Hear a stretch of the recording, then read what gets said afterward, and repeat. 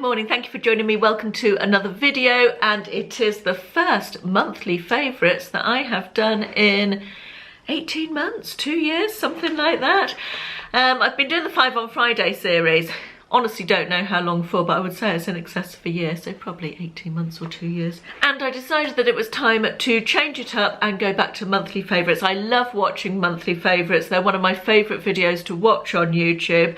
And I felt like it would be a nice change to start making some again rather than the 5 on Friday. That's not to say I'll never go back to the 5 on Friday, because I might well do. I do have a low boredom threshold, so you never know.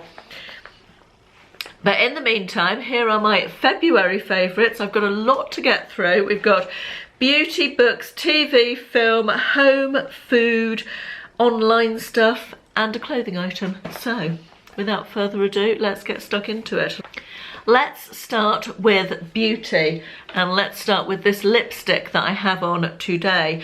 I mentioned earlier this month to you that I was trying to wear slightly brighter lipstick. I felt like the very pale nudes and pinks that I was wearing are not so suitable as I get older. I feel like the face needs brightening up a little bit, and this was the first one that I tried that was slightly brighter. I really like it, and I got it from Amazon. I should say I'll link everything in the description box below as usual. It's by Revlon, and it is called Pink in the Afternoon. That is what it looks like. There we are. Yeah, it's a really nice colour. It looks completely different on the Amazon website, but I bought it after seeing the colour on someone else's YouTube videos, so I can't remember who now, otherwise I'd say. But so I don't be put off by the colour, because it is this colour when it arrives. And I'm really pleased that I've been wearing this one a lot this month, and it is from their Super Lustrous lipstick range. I just need to get a little bit braver and try and find some brighter colours. If you guys have any recommendations for bright but not too bright lipsticks, let me know that you think would suit me. Next, I have been absolutely loving this palette. I showed you this in one of my beauty expert hauls, I think around Christmas time, and it is the Bellapierre Glowing Palette. Yeah, Bellapierre Glowing Palette. It has 6 colours like that. So in fact, sorry, just let me move bend the mirror back so I don't blind you. We've got a bronzer, we've got a couple of blush shades, in fact more than a couple, we've got 3 blush shades there, haven't we? And then 2 highlighters, a sort of champagne-y one and a more natural coloured one. All of these colours are absolutely glorious. My eyelid today, I've got this very pale pink up here, which is lovely, and I've got this highlight on here. I love the bronzer in here as well. This colour is gorgeous on the cheeks. I feel like this is a real nice springtime, sort of spring going into summer palette, just when you need those sort of fresher, pinky, slightly glowing colours, you know. Let me just swatch a couple for you. That is the one I've got on my, let me do it there. It's the one I've got on my eyelids today. I will swatch this one, which I think is a lovely blush colour. Anyway, I don't know how well you can see that, but it's such a pretty blush colour, so flattering, and just that little bit of glow for the older skin, which I think is something we all need when springtime comes, isn't it? Anyway, very much enjoying that one. I also wanted to mention, this is probably quite boring, but I've also wanted to mention this because this has been saving my brows. Let me take my glasses off again so you can see them. I have microbladed eyebrows, but they have needed doing for quite a long time, and I haven't had them done because COVID. So I've been filling them in with this, that I think this must have come in a beauty box or something, because I don't remember buying it. It's not a brand that I particularly know. It is called BBB. I don't know what that stands for. Oh, Brow Bar. Brow Bar? Brow Bar Limited, BBB London, and it is the Ultra Slim Brow Definer, and the colour in this is Indian Brown. I will show you what it looks like. It does really nice small strokes. Just there. is the colour. So it's not too dark, but it does a really nice job of filling in my brows. Now I googled this to find the link for you, and it's usually about £16–17. However, I found it on QVC for £6.80, so I've linked that one below. Yeah, really quite impressed with this as a brow product. It's just been perfect for filling in where my brows have gone a little bit patchy. Can't wait to get back to the beautician to get them done. A bit of skincare now. I've been using this. I think this came in an advent calendar, whether it was the Liberty one or the Beauty Expert one, I can't remember, but it's from the brand Espa. It's a moisturiser, Optimal Skin Pro Moisturiser. It says use morning and evening after cleansing and toning. I've been using this as a night moisturiser, and oh my goodness, it's just lovely. That's the sort of texture. It's not too rich in terms of very creaminess, and it just goes into the skin beautifully, and it smells like a spa. And I'm aware that I've been saying smells like a spa quite a lot recently, but I think maybe because our senses are so deprived at the moment by all this time we're spending alone and at home, that when you have something that really feels luxurious and takes you to another place, if you like, the scent of it is just even more enjoyable at the moment. I feel every time I put this on, it just feels like a little bit of luxury and makes me think of that spa experience. And yeah, really, it's the nicest moisturiser I've tried for a while, that one, new products wise, so very much enjoying that. Finally, in the beauty section, I just wanted to mention something. I thought the brow definer was boring. This is next level boring. It's a nail file. It's a glass nail file. The reason I wanted to mention this is that I have the worst, most weak, peely, breaking, dry, brittle fingernails known to man. Had them for years. Strange clicking noise. I think it might have been the radiator going off. It was very off-putting for a moment. Yeah, I have the worst fingernails known to man, and just in the last month they've massively improved, to the point that this weekend I painted them. Don't look too closely because it needs to come off now. It's got a bit chipped, but they were long enough and strong enough that I was able to paint them, which was very nice. First time for literally years this has happened, and the only thing I can put the improved condition down to is this, because this is the only thing I've changed. I'm using the same hand cream, I'm using the same nail oil that I put on every night, and the only difference is this glass nail file that came from Amazon. It wasn't expensive for a glass nail file. I can't remember exactly what I paid, but I'll link it below. But yeah, that's the only thing I've changed, so I don't know if it was this that helped my nails improve, but I just thought I'd flag it up anyway. Right, let's move on to books, and February was just an average month of reading, really. I read a couple of books that were just okay, that didn't float my boat, but I did read a couple that were worth mentioning. And the first one of these is JoJo Moyes, After You it's called, and you might remember Me Before You, the JoJo Moyes book that went viral. Everybody seemed to read it, and I don't think went viral is the right expression for a book, but you know what I mean. And then it was turned into a film. And when the film came out, I watched the film and I didn't enjoy the film as much as the book. I remember reading the book on holiday and absolutely loving it. Sobbed around the pool. It was very heartbreaking, that book. Anyway, then JoJo Moyes decided she was going to write a sequel, and I was very anti this. I felt like it was a really good standalone book, and I said I'm not going to read the sequel. And then she wrote another sequel as well. However, the day before lockdown I was in a charity shop and I saw the sequel on the shelf for 50p or £1 or something, and I thought, you know what, maybe I will read it after all. Years have gone by now, I'll give it a chance. And I read it and I quite enjoyed it. It wasn't anywhere near the hard-hitting, emotional, really good, make you think type story that the first one was, but it was nice to revisit the characters and see where they'd gone, and Lou and her family, that was all really nice, and some new characters were introduced, and it was an enjoyable, light, chick-lit style read. So if you're looking for something to read and you haven't read that, might be worth a try. The other book that I wanted to mention is one that I've shown you before. It's this one, The 99th Koala. This was very kindly sent to me by a viewer in Australia, and it was such a lovely book. I feel like we didn't hear as much about the bushfires in Australia and the absolute devastation they caused, because it happened, although we heard about it, it was sort of eclipsed by the COVID news. It happened just as COVID was becoming a thing, so perhaps we didn't hear as much as we should have done, and it was an interesting and disturbing and emotional read, and just has the most beautiful pictures and photography in it.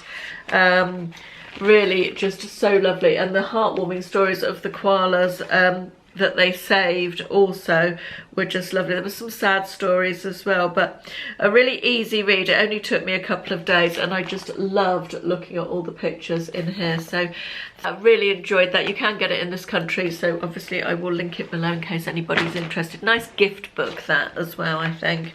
TV wise, my goodness, we've been watching a lot of TV, haven't we? And a lot of it has been very average. I started watching The Real Housewives of Jersey as opposed to New Jersey, and oh my goodness, I watched about 3 and I thought, I can't go on with this. Much as I love the American Real Housewives, the UK one just don't hit the spot. It's so wooden and so scripted, just painful to watch, so definitely couldn't recommend that one. But the new series of Real Housewives of New Jersey has just started, and that started with a bang, didn't it? Anybody who watches it. Looking forward to this one. I think it's going to be full of fireworks. Things I did enjoy on TV this month, It's a Sin, which was on Channel 4. It's still available on the Channel 4 player. It's a 5-part, I think, series. I didn't know whether to mention this or not, because it has a lot of graphic gay sex in it, and I thought, is that appropriate to mention? A lot of people may be offended by it, but I took some shopping round to my mother-in-law's the other day, and we were talking about what we'd been watching on television, and she said that she'd watched it and really enjoyed it, and she's, you know, pushing 80 and not the most open-minded person, let's say, possibly. So I thought I would mention it, because if she watched it and said she enjoyed it, it was just lovely. It's about the AIDS epidemic in the 80s. It's set in the 80s. And it tells the story of a cast of 5 central young people growing up through that decade from the 80s into the 90s. And it was just beautifully scripted and beautifully acted and emotional, and just and moments of pure joy and moments of sadness. It's just one of the best things I've watched on television in a long time. That will stay with me for a long time. So highly, highly recommend that if you haven't seen it. The other thing that I've just finished watching is a 10-part series on Netflix. It's called Firefly Lane. It has Katherine Heigl, don't know how you pronounce that, in it.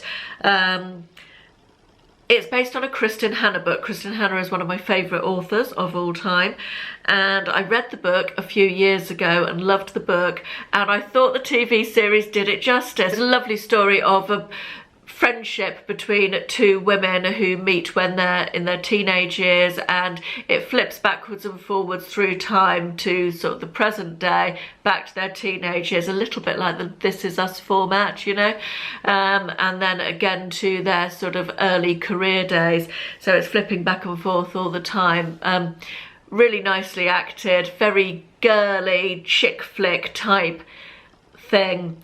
And the way it ended was not the same as the book ending, so I'm assuming that they've left it open for a second series, which I think might be pushing it, because 10 episodes was quite a lot. However, enjoyable and worth a watch if you're looking for something to get your teeth into. Film-wise, I've only got one recommendation this month. We started a bit of a film club in my health and wellness Patreon group, and we watch a film every week and then chat about it, and the film Blended was recommended, which is available on Netflix. It's a light-hearted comedy with a bit of a travel element, sort of family. You could watch it with kids as well, I think. It's just a really nice, light-hearted, funny, entertaining, lose yourself in it type of film, and we all very much enjoyed that one, so that's worth a watch. A couple of home items that I wanted to mention. The first one is this candle, which was in my Liberty Advent calendar. It is Diptyque. It's the first Diptyque candle I have had. As you can see, it's a little one, and it's in the scent Bays, I presume you pronounce it like that, which is berries and roses, apparently. I've been burning this on my desk and it's just glorious. It's so lovely. I've been eking it out and just burning it a little bit every day when I'm sitting at the desk for any period of time, and it's really lovely. So if you're wanting a nice treat for Mother's Day coming up, or something a little bit special, I can recommend this. I know they're not cheap, but just absolutely lovely, really enjoying it.